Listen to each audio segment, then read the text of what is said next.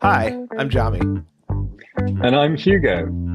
Welcome to No Particular Place to Go, where two middle-aged guys on opposite sides of the Atlantic talk rubbish about cars, car culture, ownership, track days, modifications, and pretty much anything else related to cars. We're not professionals, as you'll shortly hear, but a big part of our lives revolve around all things with four wheels. Thanks for joining us. Hey, welcome everybody. So pretty cool episode, I hope, for today. We've got a good friend of mine who I've known for a while, before you got famous. We've got Fenton, who, just quick intro, a lot of people probably know you as Zygrene from the YouTube channel. Zy Poppy. Zy Poppy, which I think Kevin Jabal started calling you that. Yes, Has it stuck? That's right. No, he says that every single time he sees me. He said it this morning, in fact. Well, I haven't called you Zy Poppy yet. I think it's just kind a of matter catchy of time. though. I like it. You're expanding your audience a little bit. Yeah. But so really wanted to. How the heck do we know each other? So God, we met like 12 years ago, I think. I think closer to 10. Okay, closer to 10. And through both owning first gen NSXs. That's right. Which we both still have. That's right. We both still have. I'm on 15 years with mine. How many years for you? I am at like maybe 9 years. Okay. That makes wow, that's a long time to own one car. Time. Especially we both still have them. They're both in our garages, and I can see yours from my living room window. That's right. Fenton spies on me because he can see me across the street. There's two NSXs with like a 2-block space in our neighborhood, which is really cool. But more than that, we've gone to track together, along with our friend Dave. We went to Japan together. That's right. Which was still one of the best trips I've ever taken. Agreed. Oh, just amazing. That literally changed my life. After I came back, I made a career change. And it had such an impact on me. It was amazing. I didn't realize that. Yeah, it just really made me want to think about what I want to get out of life. And instead of going in an obvious career path, it made me stop and go, what do you want? Like, instead of just following a set path for you, what do you actually want out of your career?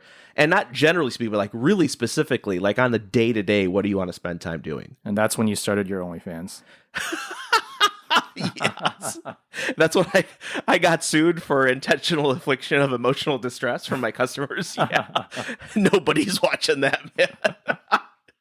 What a horrible thought. Oh my gosh. Like I said, I've got a face for radio, man.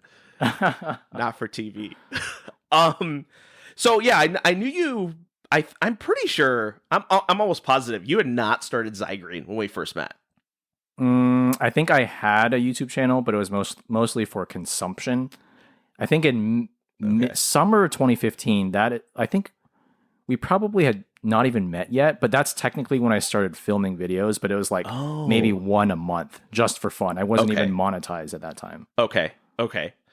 And obviously, I wanted to tell people how we met, and what we have in common. We live across the street from each other, both own X's, have done track days together, traveled to Japan together. Your YouTube channel is doing really well. I think you're on the verge of 60,000 subs right now. I think I'm like 300 away. Oh, that's awesome. That's fantastic. I'll just send money to the bot farm that we have. That should work. We'll crank up. It's only like $1 a subscriber, so it's really cheap. But I think, obviously, most people who have heard of you know you through Zygrene, it's fascinating because you are by far the most active person on YouTube that I personally know. And there's so much about running a YouTube channel that I don't know, that I would love to understand, both the upsides and downsides. Sure. But then obviously it's a car YouTube channel, so I want to talk cars with you as well. Yeah. And I think you've probably driven more cars than anybody I know at this point. I think it's like, if you count all examples of, the same car. Yeah. I've probably driven like 800 to 900. Oh my God. I didn't think it was that many. Yeah. It's quite a few. Wow. Okay. Holy cow, man. I'm definitely jealous. That's amazing. I think I was complaining to you the other day about, cars are these like tens of thousands or sometimes hundreds of thousands of dollars of purchases that we make.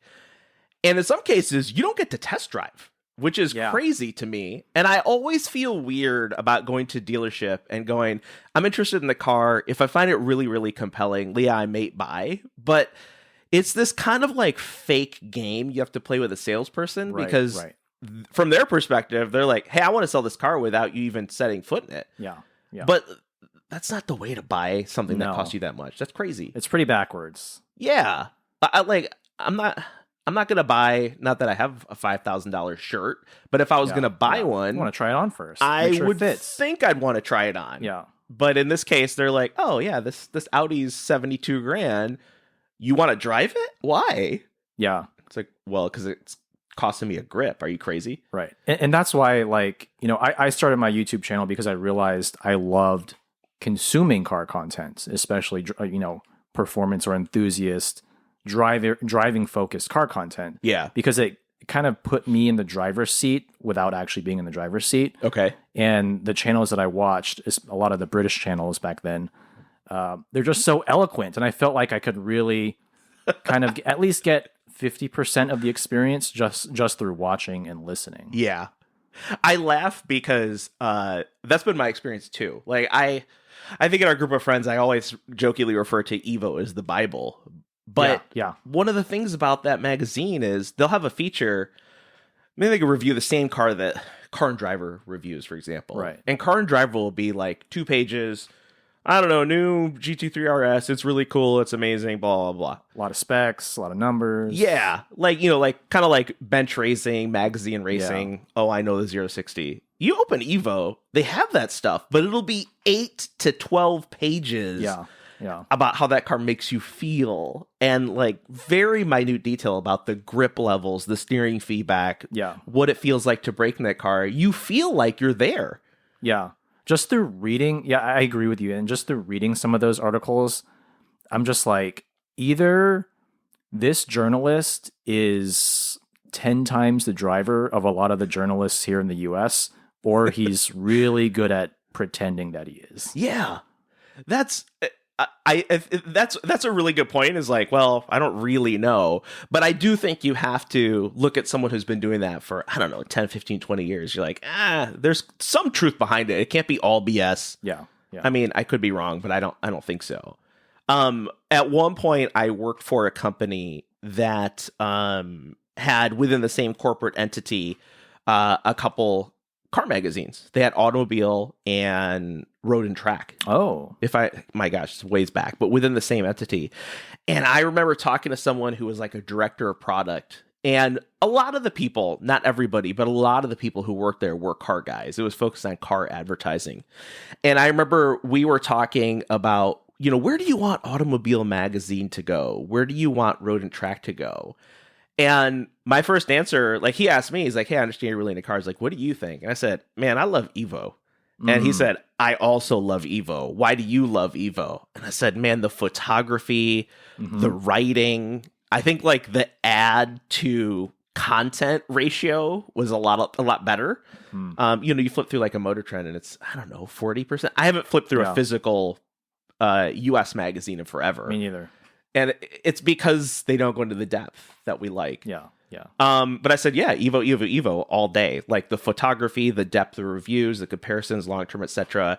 And he told me, I've been going to those guys with copies of Evo in hand and going, this is where we should go. But I can't get them to change. Either the finances wouldn't make sense or they couldn't get their head around not that many ads in the magazine. I see. They were kind of stuck in their ways. But that's unfortunate. Yeah, it's not great. But let's get back to the Zygrene channel. So you mentioned you started and you had a handful of videos like once a month. And what were those videos about? Oh my gosh. So if this makes people actually go to my channel and sort by oldest video, I'm going to regret it because those are some of the most cringe videos probably anywhere on YouTube. But basically the story is, I grew up in Texas, went to college there and moved over to California in 2012 for work. Okay. And the same year I moved here, like just basically 2 months prior to me packing everything in my car and getting, on the freeway, my dad taught me how to drive stick in my first awesome. first car. It was actually a very generous graduation gift from my parents. It was a manual Audi A3. Okay. A lightly used 2011, front wheel drive, open diff, but I loved it. And when I moved to California, I started working at a tech company, and there were maybe like 30 other new hires, college grads who had joined at the same time, all from different backgrounds, from different states. And, I got, some of them were already into cars. A lot of the other ones, I just somehow convinced them to get into cars. And it's addictive. Yeah, within like maybe 6 months or to a year, I had like maybe 7 or 8 guys who just bought manual transmission cars, like largely because of me. So wow. I guess I'm a small reason why like the manual is still alive, but so I kind of had like this small pool of cars that were the owners I knew very well, and they would let me drive them if I wanted to. And so my buddy Matt, who is actually the previous co-host on my podcast. Oh yeah, I know Matt. He was like, dude, you have a GoPro that you use for autocross with your S2000. Why don't you just put that GoPro on your forehead and just hence the cringe part, and just start filming your canyon drives, because you like to do canyon drives for fun. Why don't you just film it and just put it out there just so you can have something to look back on? Nice. And so I started doing that on my Zygrene YouTube channel, which is, just whatever screen name I had made for AOL Instant Messenger back in the day. And, maybe posted once a month or whatever. And after a couple months, I was like, oh, cool. I've got like 25 subscribers and people are actually commenting. And then so I got through that like 7 or 8 cars, and then like I started getting comments that were like, hey, like it looks like you're in the Bay Area. I recognize those roads. I happen to have a Mark V Golf 5-speed manual or 6-speed manual. Do you want to drive it sometime? And I was like, hell yeah. Like, so you had strangers reaching out to you saying, do you want to drive my car? Yeah. It was totally unexpected. It was unintentional from my side. It just started happening. And then like a couple months later, I'd reviewed like another handful of cars. Then I had 100 subs, and then it just started growing. And do you think that there was a level of trust because they had seen you drive like on the videos? So they're like, hey, this guy's not an idiot. He can handle a car decently well. That was a big part of it. Okay. And at least based on the feedback I've gotten and continue to get, that is why people trust me, because I guess what I say about the cars I review, the way I drive, because I don't hide anything, right? Like, especially in my track videos, which are POV. Yeah. I put everything on display. Like I'm not a top tier driver. I'm a decent driver, I would say, but I think you're pretty fast. I think you're probably one of the fastest that I know personally. And I think also your ability to just jump into any car, and I'm not saying you're extracting 100% from it, right? But you're safely exploring the limits of that car that you just got into. It's a fine line to walk, and sometimes I'm like, man, there's some close calls at times. So it's not an easy thing to deal with, and I've taken measures to make sure I'm, safe and insured and all of that stuff. But yeah, like I think putting my driving skills on display has helped build confidence in a lot of the private owners who reach out to me. Because as you know, as most of my viewers know, probably 95% of the cars I drive are privately owned. Yeah. And you're driving, what's the most expensive car you've driven to date? I mean, several hundreds of thousands of dollars. It easily goes to the 997.2 GT3 RS 4.0. Oh, I don't even know what that goes for now. So at the time, which was like early 2024, I think that car was worth maybe 600 to 650. Wow. I wouldn't be surprised if they're pushing 700, 800 now. And that owner, had you ever driven a car from that owner before? Yes, I had driven the year prior. I think I drove his 991.2 GT3 Touring. Okay. And then when I drove his RS 4.0, that's like the same day or the day after, I drove his Integra Type R. Wow. Okay, so he kind of started, if you will, with some like trial cars, made sure they came back okay, and then he went Trial car, yeah, 991.2 touring trial car. Yeah, that's one hell of a starter. And then he went like, okay, you can take what I'm presuming, maybe not, is the crown jewel that I own, which is for sure, it's an his RS crown 4.0. jewel. Yeah, although he is importing a NA2 Type R. Oh, yes. Oh my gosh. Yep. It's Now, going to be a year or two, though. Oh, okay. Is that something you've already talked to him about driving? Not formally, but I'm sure that conversation will happen soon enough. Oh man, you said NA2. NA2. That's why he has to wait a bit, because I think like 02 was the first model year, right? So I guess 2027 would be when he can import it. Okay, so he's got a bit. Yeah, because obviously NA1s are here already. Yeah. And they're, what are they trading for, like 350? I don't even know. At that price, I doubt it's worth it, but I also have never driven one, so. Wow. Okay. So yes, I still have a hard time getting my head around people going, Fenty, you can drive my car. But at the same time, you've driven, of my cars, I think you've driven 4 cars that I've owned. Only 4? I think it's, so you drove my NSX, my FK8 when I had it. FK8. And that was ND2, on track, I think. Yeah, on track and on the street. That's right. ND2, as you said. Our Holden. Your SS? Yeah, your Holden? Yeah, the Holden, the Chevy SS. My NSX 2 or 3 times now. Yeah. I never drove. Oh, I drove your old 540i E39. That's right. You did. Yeah. Yes. I never got to drive your FX50 though. Oh, yeah. I remember we talked about it. And I've talked about it in previous episodes. I think that was a car that was just like, it was a fool's errand. I really tried to turn it into something it wasn't. But so you sure as hell didn't miss anything. That's for sure. Okay. But I mean, I guess I trusted you, but I also know you personally. So I still find it really interesting that people are going, wow, this guy could drive. But I guess they also have, I don't know, how many videos do you have out now? I actually don't know, but I'm sure it's like at least 400. Oh my God. I also didn't realize it's that many. But anyone looking at it goes, look, this guy's driven all these cars. Everything's been fine. I can trust him.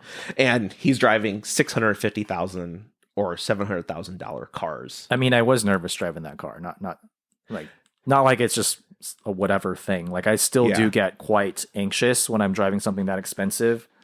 But like I said, I've taken the measures to make sure, if something happens, everyone's going to come out fine. Well, tell me about that. I've never driven a $600,000 car. So like when you step in, so yes, like you said, you've got insurance, you got the things that give you some peace of mind, but like, man, are you shaking? What do you do to calm yourself down and try and get the most value out of it? Obviously, if you're reviewing it while you're freaking out, it's not going to be as valuable or interesting. Yeah. So what do you do? I mean, it's actually quite a bit easier when I'm reviewing on the street or in the canyons because I'm never going 10/10ths. It's usually somewhere between 6 to 8/10ths, and 8/10ths only if I feel very comfortable and I know the road very well. Okay.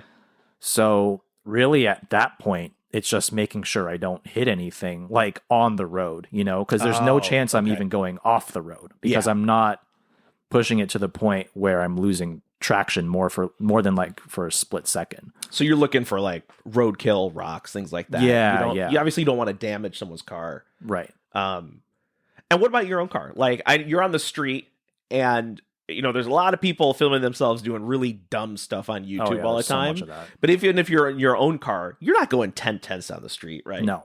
I never go 10/10ths on the street because it's not only is it dangerous to yourself and to others, it's not even fun because public roads are not paved like a racetrack. So if you're driving like a car that's like very performance focused with stiff suspension and whatnot, you're just going to be bouncing all over the place. And to me, it's not enjoyable. So when you see folks that post videos in themselves, like, in their, I don't know, 330i cutting up traffic on 880 or 680, just acting stupid as hell. I mean, that's obviously very different from what you're doing. I can't even relate to why they would do that. I drive like a grandpa on the street. Like I'm usually like 5 over the speed limit at most. Yeah. Like usually not even in the left lane. There's just I don't get any enjoyment out of driving like that on the street. Yeah, I mean you're taking such massive risks doing that. It's just stupid. That's all there is to it. All right. I don't want to talk about stupid drivers anymore. We're getting back to Zygrene. So you've owned not a like a crazy amount of cars, but you've had some very interesting cars and some that we've had in common. Yeah. So you mentioned your Audi that you started with. Can you quickly run us through then to current? Oh yeah, for sure. Well, first of all, I didn't really want that car. Not that it wasn't a very nice car for a graduation gift. Like, it was like a $30,000 car back in 2012. But the car I had my sights set on, because when I graduated college, the first gen BRZ and FRS were being released that same year. Okay. And I remember my parents and I had gone to in the Woodlands, Texas, just some random like kind of event, not for cars, just like some outdoor thing. Okay. And there just happened to be a first gen BRZ being displayed there as kind of marketing for it to come out soon. Okay.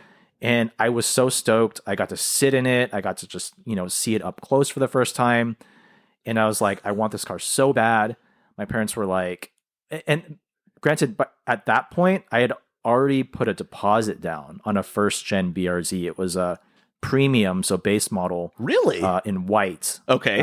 So no spoiler on the back, the cheaper interior, whatever. But it was manual, obviously. Okay.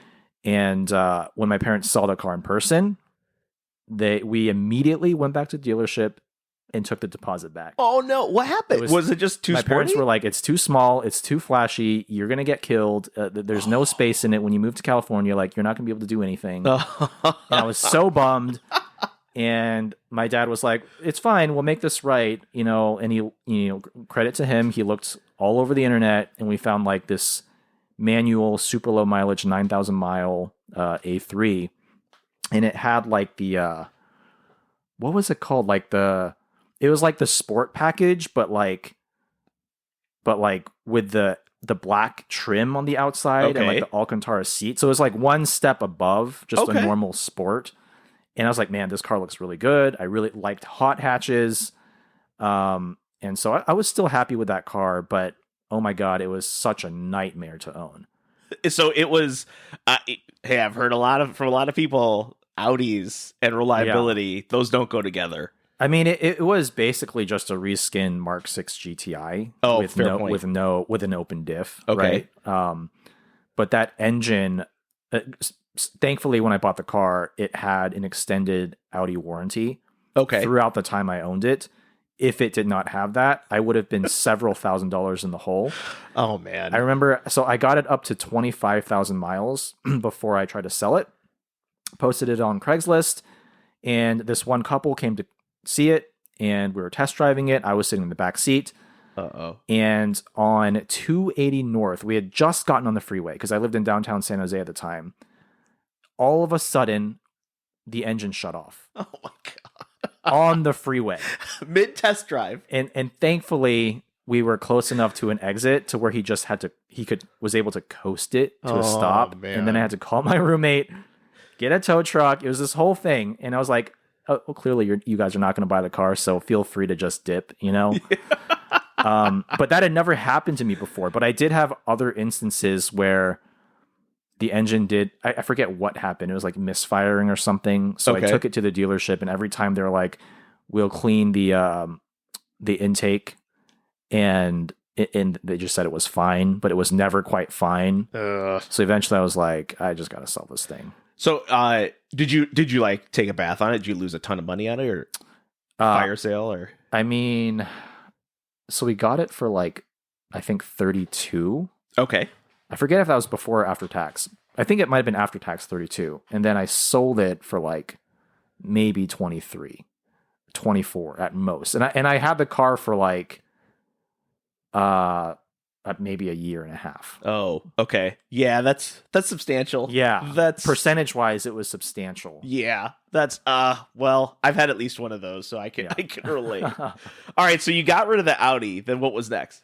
So I still had the Audi at the time when I bought my second car with my own money this time, which was my AP2 S2000. Oh, and that's what got me into Hondas. This is the beginning of your somewhat infamous connection to S2000s. To S2000, yes. I've probably driven God knows how many now, like hundreds. But I love that car. It was my first rear-wheel drive car, first naturally aspirated car, first convertible. It was a lot of firsts, and it was the first car that I autocrossed and took on track. Okay. And it was not a great example. I found out after I sold it that it had like Bondo on the doors and whatnot. It had been repainted. Oh, geez. Okay. But mechanically, it was fine. It gave me like no real issues.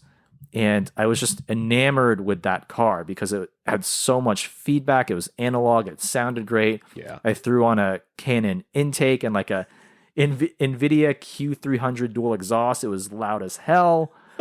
I was probably super obnoxious. Like I was in my early 20s, right? Like driving this little Honda around. Oh, yeah.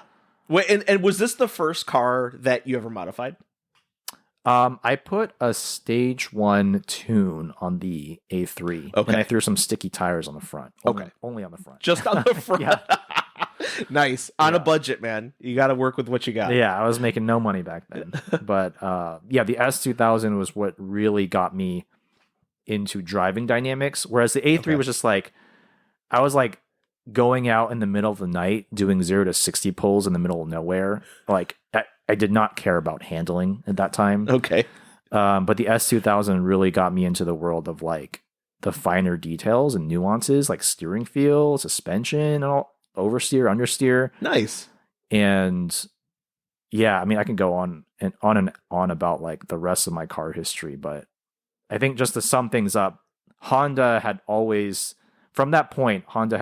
like had a place in my garage. Yeah. Obviously. Got rid of the S2000 for the NSX. I've had that ever since. Also, I briefly owned a bone stock 99 Civic Si EM1. Oh, okay.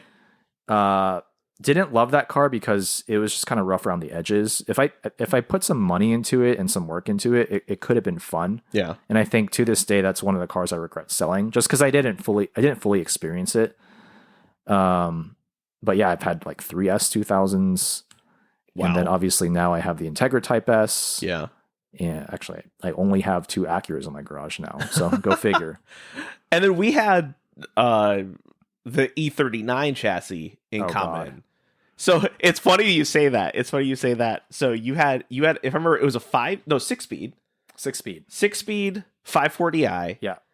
And I think shortly after you got yours, I got my first E39 540 wagon. M Sport, one of 160 something. Yeah. Which I failed to capitalize on. I lost a ton of money on that car, which I just do. Yeah. That's my thing, losing money. I'm not good at selling things. But it's funny you said, "Oh God," when I brought that up. So like I've literally heard to this day people saying the E39 5 Series is still the single greatest sedan ever made. And especially to say that about the V8 version with its, was it recirculating ball steering, plastic timing chain guides, plastic radiator. Yeah. Oh man. Yeah. That radiator. So, is it safe to say you don't agree with that assessment of the E39? I mean, I had rose tinted glasses when I first got it, and I was like, oh man, solid German luxury sedan. And, you know, granted, like when it worked, it felt pretty good, I guess. But, you know, it was a 540i M Sport with the blacked out, like whatever trim on the outside. And I forget the style number of the wheels, but, you know, it had those silver wheels, 18-inch, looked like $1 million. I think from an exterior styling standpoint, I do think it is one of the best looking sedans of all time. Yeah, I agree. But even in terms of like driving that car hard, the driving dynamics were not good. Like it wasn't an E39 M5, right? Like this was, you know, recirculating ball steering, which had a very vague on center feel. The shifter was typical rubbery BMW. The clutch felt like basically just you couldn't feel anything. Oh, geez. Okay. And then open diff. Okay. So with like 300 pound-feet of torque, open diff, rear wheel drive, 1 tire fire, It felt heavy, slow steering ratio. Like, it wasn't a great driving car. You can make an E39 drive great if you take like an E39 M5, make sure it's up to date with all the maintenance. Yeah. Do all the bushings and whatever and give it some better suspension. Pretty good driving car. But I feel like people put the E39 on a pedestal. For sure. And I think it's a good car, but like you just have to be able to be real with yourself. Like there's a reason that, minus the M5s, like they're cheap. Yeah. They're cheap because they're not reliable. Yeah. They're expensive to maintain, even if they are reliable, just because of, normal maintenance and wear and tear. And they don't drive that great. Like it's not some kind of amazing holy grail point in time. Yeah. I mean, even now, I have to admit, a big part of the appeal for my E39 is the fact that it's a wagon. Yeah. I like that utility. Do I use it every day? No. But for some reason, I like having that available.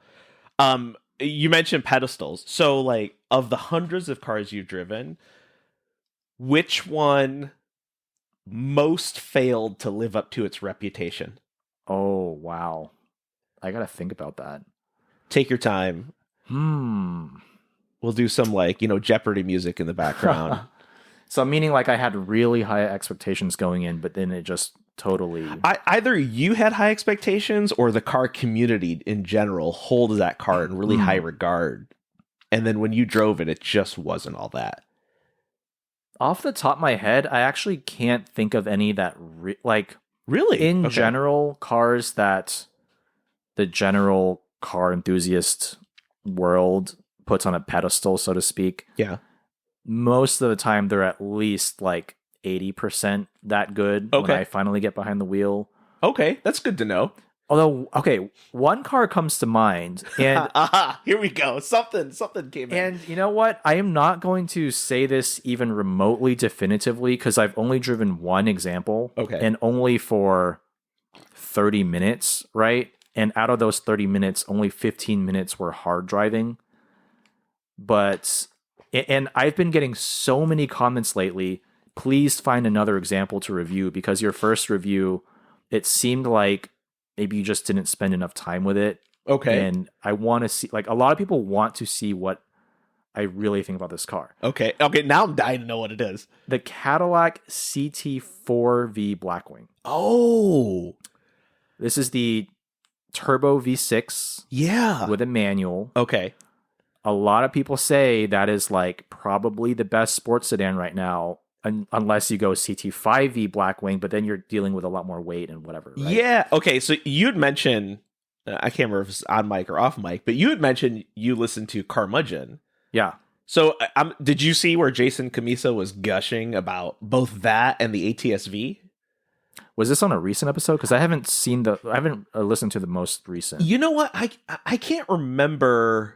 I want to say there was even a link in a comment on one of your recent videos that I found it, but I don't know how old it was. But Jason Camisa was saying a couple of things. He said, look, ATS-V, amazing handling car.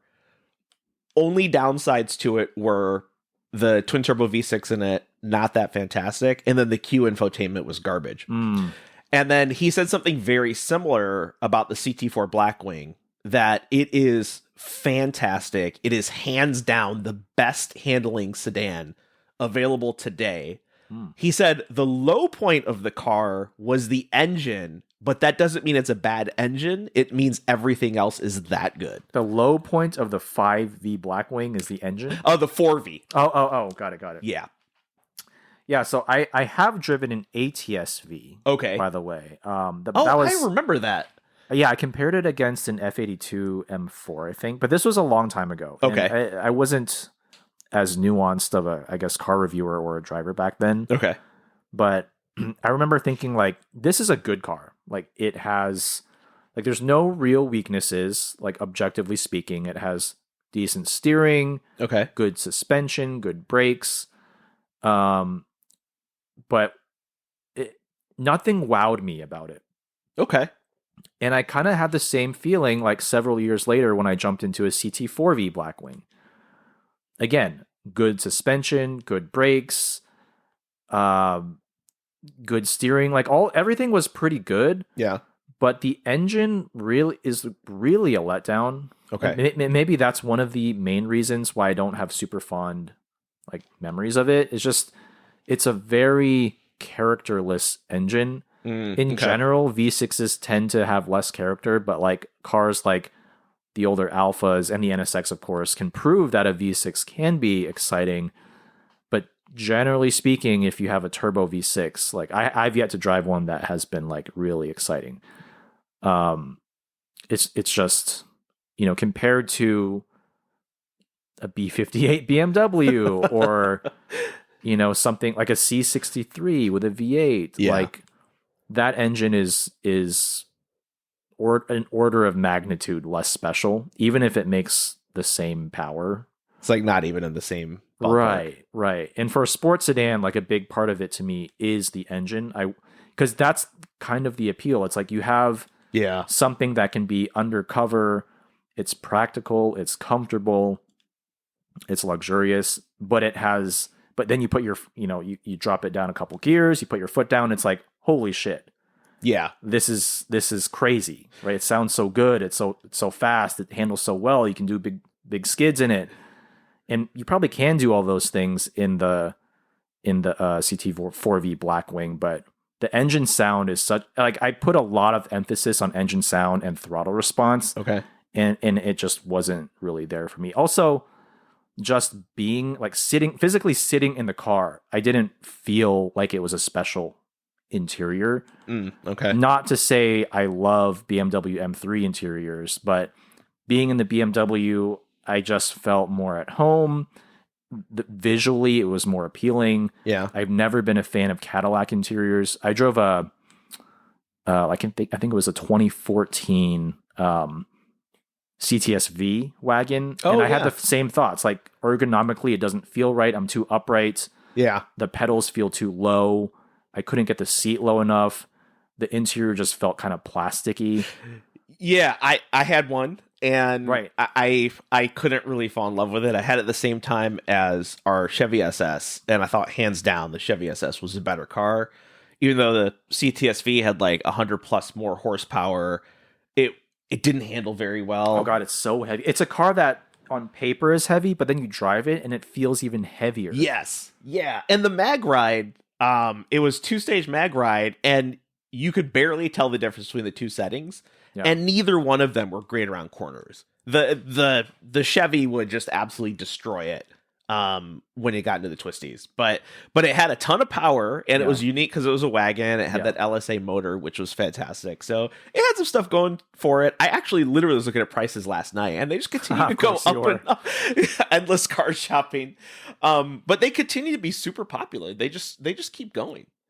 Okay, so we talked about probably the biggest letdown. Now, again, you've driven a ton of cars. It's hard to describe or define what the word best means in this context. But this question. Yeah, I'm sure this is hard because you've driven so many. Yeah. And I'm willing to bet some that you've driven years ago, if you drove them today, you might have a different perspective on it. But as things sit, knowing what you know today, the data is the data. Like, what are maybe the 2 or 3 best cars that you've driven for whatever interpretation of best is? But before I answer, I think I like this question a lot. It makes me think a lot about like my progression as a car reviewer, and just as a driver in general. I was just talking to my fiance Jess about this like this morning, which is to say like there are some cars where several years ago when I had much less experience, the first time I drove it, I was like, this is so great. And I have this Zygrene Performance Index spreadsheet or ZPI spreadsheet where I rank everything based on like the handling, the engine, the transmission. And I have like this wow factor, which is like up to 5 points. Okay. Where it can help tie break certain cars just based on how emotional it made me feel. And back in the day, I would drive some cars and I would give them like 5 for wow factor. But what I realized is that after driving hundreds and hundreds of cars, nowadays it's unfortunately, like kind of depressingly, very hard for me to jump out of a car and be like, that's a 5, man. Yeah. Like, I think I've just become a bit jaded to be honest. Yeah. And I've become kind of hard to impress. But you know what? I think for someone as like myself, who's a consumer of your videos, and they're very informative because they aren't cars that I'm just going to jump in and drive whenever I want. I think you and other reviewers being somewhat jaded is helpful because we're working, when I say we, I mean myself and other buyers or potential buyers or daydreamers, we're working off the data that's provided to us. Mm-hmm. If we worked off of our own data, the first supercar I set foot in will blow my mind away and I'll be forever smitten. But the reality is, I don't know enough to compare them to other cars. You know, if I get in a 720S today, I guarantee I'm going to fall in love. Mm-hmm. But I might not get in a Huracan or a Revuelto or other competing cars. So I think from a consumer perspective, it's actually helpful that you're jaded. It's more objective. Sure. Yeah, that's a good point. You know, it's helpful also that I'm harder to impress because now I'm a little bit more nuanced in what I actually think is good. Yeah. Like objectively good. Yeah. But to go back to your question, the cars that have been at least the most memorable where I'm like, this lives up to the hype or is even better than the hype. Yeah. A few cars come to mind. 997 GT3 RS 4.0. Okay. And I say that. And you say it so fast, by the way. It's like a tongue twister. Yeah, I've said that string of syllables so many times in my head and out loud. It's just so funny. Like, you spit it out so fast. 2011 Porsche 911 997.2 RS 4.0. There you go. Boom. Name of your first child right there. Right. But the thing with that car is, even though it's so freaking phenomenal, when I drove it, I drove it back to back against another friend's 997.2 GT3 RS 3.8, so the non 4.0 car, and that car had a market value of just under 50% of the 4.0, so around like 300, maybe 325. Okay. And driving those cars back to back, same conditions, same road, I think maybe even the same tires, if I recall correctly, the 4.0 is 5 to 10% better. Okay. And you'd have to be driving them really hard to really notice. Okay. But that 5 to 10%, if I had the money, I would absolutely spend that money. Because it's just that little bit more razor edged. A little bit more almost like kind of scary in a way. Okay. And it sounds that little bit more raw. So, take it with a grain of salt. But that was one of my Halo cars back before I even had a YouTube channel. And it continues to be today. Okay. Another car that was shockingly good, actually two cars, because they're kind of very similar. McLaren 675 LT. Okay. And McLaren 750S. Wow. Okay. And those are fairly recent too, right? Last 6 months or so? I drove the 675 maybe like a year ago. Okay. And then the 750S I drove, like probably in the last 6 to 9 months. All right. And the only McLaren I had experienced before driving the 675 was a 570S, which I drove in LA on an unfamiliar road and it was raining. I didn't really get a good feel for it. That video was terrible. Right. Please don't look it up. You're going to see views for that one. Yeah.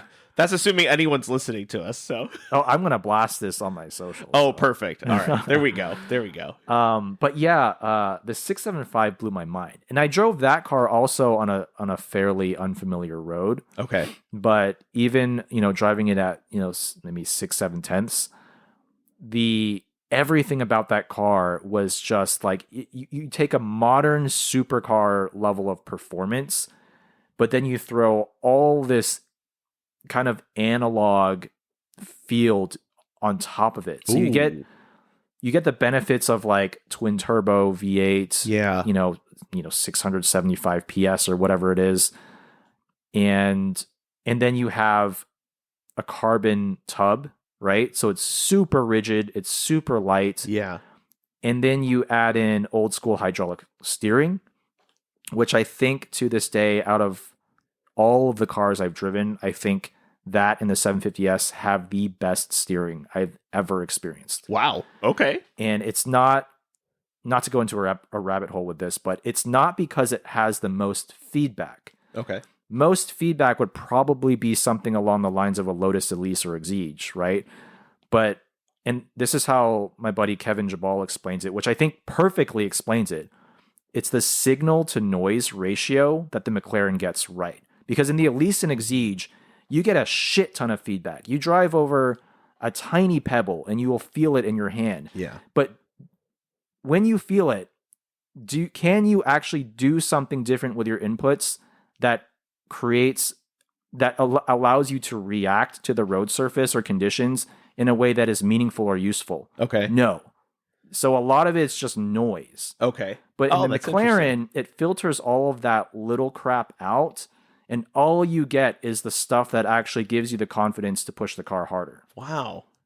I've never heard it explained that way. That's a really so shout out to Kevin. Shout out to Kevin, man. Like, that is the perfect way to sum up like that steering rack.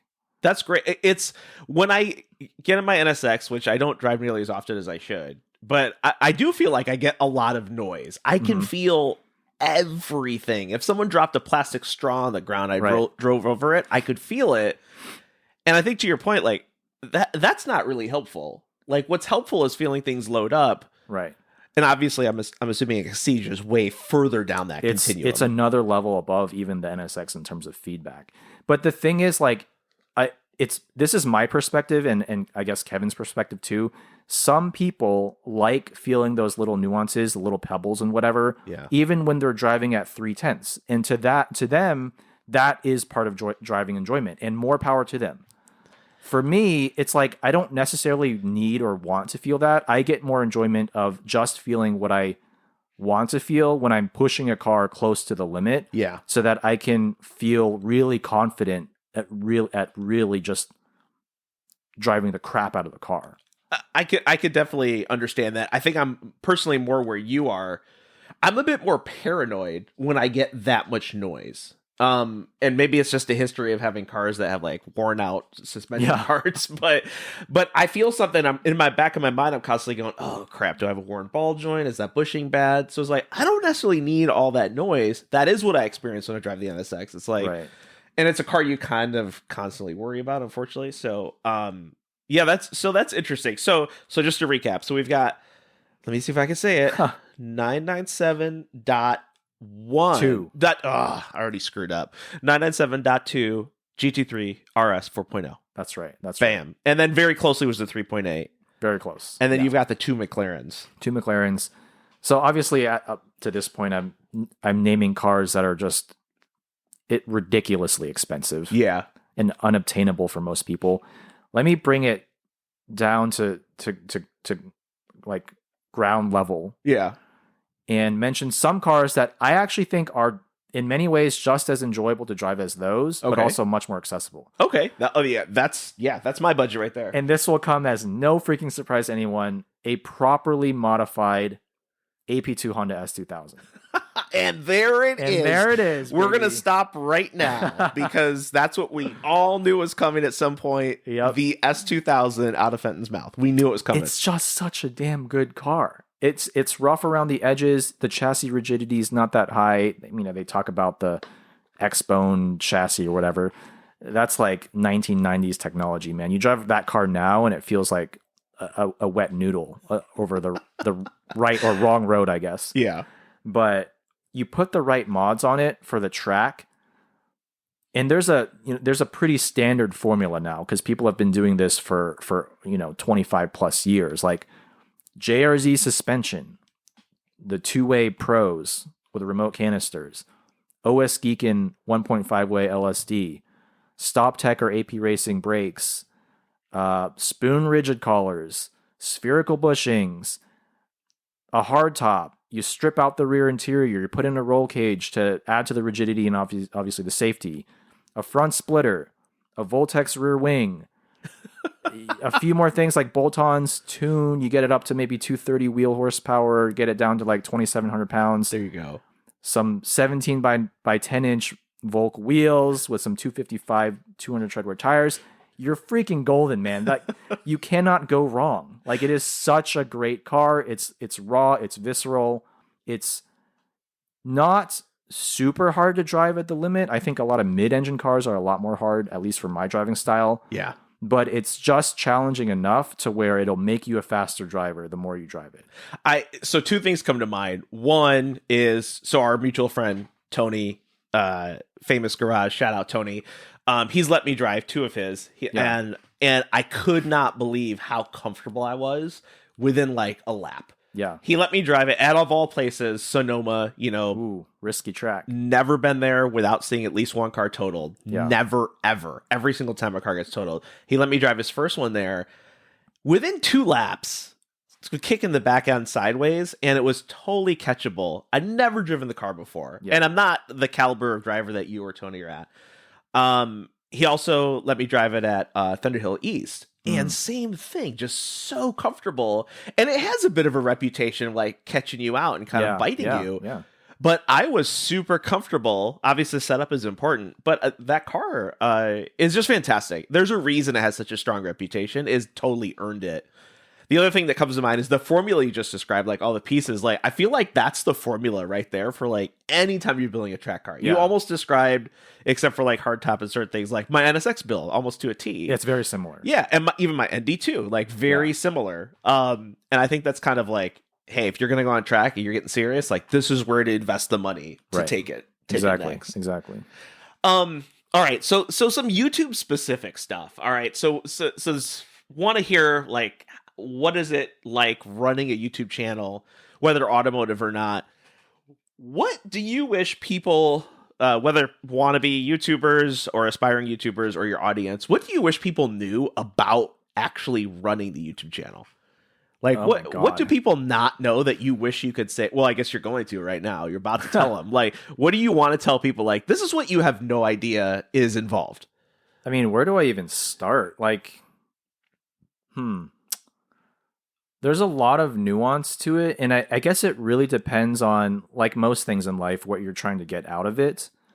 If you are trying to make the highest production quality videos, for example, like really great, like almost film level videos, you can't do that shit by yourself. You need a team. You need someone to film for you. You need to invest in a lot of high-end camera gear. The level of video editing takes forever. And even if you have a team of, 2 or 3 people, you probably struggle to even put out 1 video a week. Wow. I can't say I really tried to do that at any point, but I dabbled in it slightly. If you remember when we did the JDM Legends video, back in 2017 or whatever that was. That sounds right. Yeah, you had 2 people working on it. Yeah. And 3 cars, 3 drivers. And it was a fun video to make, and it came out well, and it got great reception. But, I mean, it took an entire day to film. Yeah. My buddy Justin, shout out to him, he spent days editing that damn thing. It took months to release. I remember I was like, Fenton, where is it? Where is it? Where is right? it? And it like, hey, there's a lot of production that goes to this thing. Yeah, it got, I don't know what the view count is now. It's reasonable, right? Like probably a couple 100,000 or whatever. And it, at the time when I first released it, I was very excited. So I watched the stats basically in real time. Okay. And it probably got the most views out of any video I had released up to that point in like the first 24 hours, 48 hours, whatever. Yeah. And it made me like a couple $100 in ad revenue. Okay. The cost that went into that, if you think about, time as money and whatever, and obviously my buddy did it editing for me basically for free. Yeah. But like, if you don't have just a bunch of super benevolent friends who will just do shit for you for free and are good at it, and you pay people to do that, you will come, like, it will not be a hobby. It will be just a giant time and money sink. And if you have the ability to do that and have fun, more power to you. But if you're trying to actually make a YouTube something that's can either pay for itself in terms of like you're just doing a hobby and it's paying for itself. Yeah. Or if you actually want to turn it into like a business, you have to have a much more honest approach with yourself about how to achieve that. And that's part of the reason I don't care about production quality. Like, obviously, I'm not putting out garbage production quality. Yeah. But, I use 3 GoPros inside the car. I don't even use a microphone. I use the microphone, built-in mic in my GoPro Hero 10. Oh, you do? That just goes right next to my head. The one that shows the steering wheel. Yeah. That's all I use for audio. Oh, I thought you had the wireless mic under your shirt. I tried that stuff, and this is like kind of a side note, but like those lav mics that I clipped on my shirt, they don't pick up engine sound nearly as well. Oh. So all you hear is my annoying voice. But the GoPro, like, it gets just the right balance if you have the GoPro just a few inches from your face. Oh, that's okay. That's an interesting secret. I had no idea. Right. And like, I get a lot of compliments on my audio. I'm like, what fancy ass mic setup do you have? I'm like, GoPro Hero 10. Yeah. I'm using the built-in mic. That's it. But it's like, in order for me, because I work a full-time tech job, for those who don't know, and like, my job is very demanding. I work like 60-hour weeks for the most part. But in order to make that work and also be able to put out 3 videos a week, which I've been doing for a couple of years now consistently, I have to focus on having a very streamlined workflow in terms of setting up the reviews, scheduling them, actually driving the cars, filming the B-roll in a very kind of structured and time-bound way. Yeah. And then like editing is very straightforward and repeatable for me now. I do everything by myself, obviously. Even creating the video thumbnails, I just got it basically down to kind of a science. Okay. And I try not to deviate from that too much. Because if I do, then all of a sudden it's like all this extra time, all this extra variability, and I'm not going to be able to put out the content as consistently. Yeah. And because of that, like, one of the downsides of treating it as a well-oiled machine is that sometimes it can get kind of boring because you're just doing the same thing over and over and over and over. It's like a boring experience for you. For me. And it starts to drain the passion out of you to keep doing it. At times it does, but thankfully at this point, I've still got enough of a passion for it that it's not really a hindrance. But I will say there are times where, I have to wake up at 6 a.m. on Saturday or Sunday to go film, a group of cars or whatever, like I did this morning. And at times I'm like, man, I really don't want to do this. Yeah. And you just want to sleep in, right? Yeah. You're working 5 days a week really hard. Right. And to give up a Saturday morning to go do that. Like an entire, like, more than half of the day is gone. I usually get home around 1 p.m. when I'm filming like 6 cars in the morning, right? Yeah. And, it's kind of sad at times because I'm like, this should be fun. I'm driving these dope cars, meaning these dope people, but why am I feeling a little bit like jaded from this? Yeah. Well, I think that's really interesting insight. I'm sure that a lot of people just see the upsides, right? They see the output of like, well, there's this dude and he's driving in $650,000 cars that he doesn't own, that people let him drive. And he's, canyon driving, track driving. Awesome. I want to do that. They don't see the work behind the scenes. So I do want to pause here because this is part 1 of 2. And so folks, if you find this interesting, please do tune back in for the next episode of the podcast. We're going to follow up with Fenton, aka Zygrene of YouTube fame. As always, send us emails, questions, comments, feedback at info@npptg.com. That's no particular place to go. And please tune in for the next one, which we will do 2 of 2 and continue the interview. Thanks for listening.